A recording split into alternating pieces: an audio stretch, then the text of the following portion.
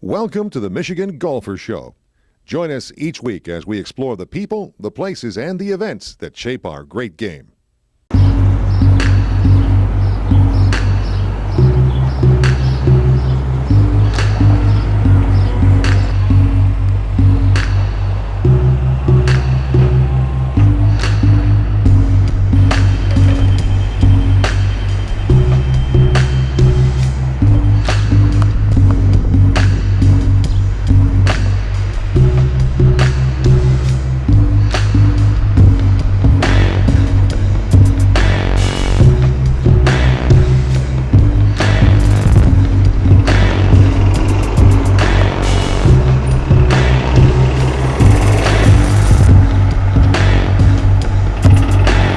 Hey guys, Andy Staples back at Meadowbrook.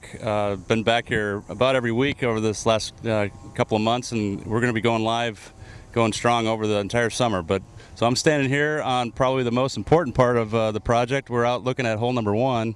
You see a crew of guys. We've been seeding over the last couple of days, so we're starting here on the the east side of the property and kind of working our way around, and so you're starting to see some water flying. We're going to see some grass growing. Also, what you're seeing around this is a really prominent part of the property. As you come out to the golf course, this is about the first place that you see. So you got the practice green in front of us, looking out over to the 10th hole. Really kind of an old school feel here, with the first tee and the 10th tee all really nice, closely together.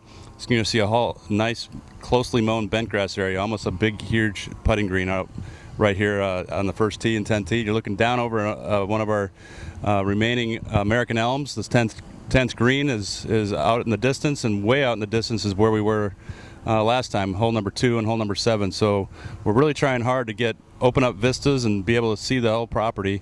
Over to the right, next area we're going to start seeding is hole 18 green, and a pretty good revision of the finishing hole. So a longer hole, more visibility into the green. We've kept the original green. My understanding, club documents say that Donald Ross did that 18th hole, 18th green. So there's a kind of an interesting original kind of swale through the middle of it, and it's a pretty tricky green. We've redone the bunkers. Around the corner, when you first, by the parking lot, we got a new putting green that wasn't there before. We're calling it kind of the social west putting green, kind of a little more emulating a putting course. And so this whole property is really where we're going to start wrapping up, and kind of our third part. It's kind of in thirds. This is the first third.